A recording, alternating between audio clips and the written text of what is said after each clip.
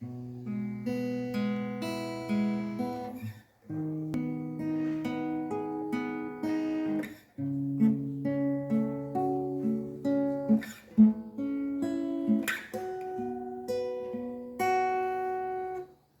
็บความรู้สึกเอา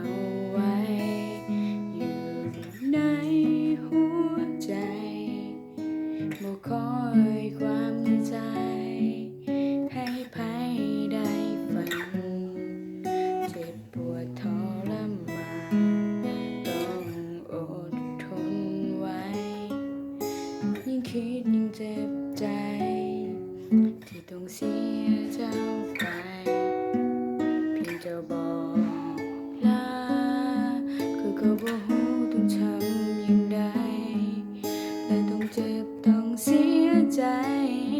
กับคำที่เจ้านั้นบอกมา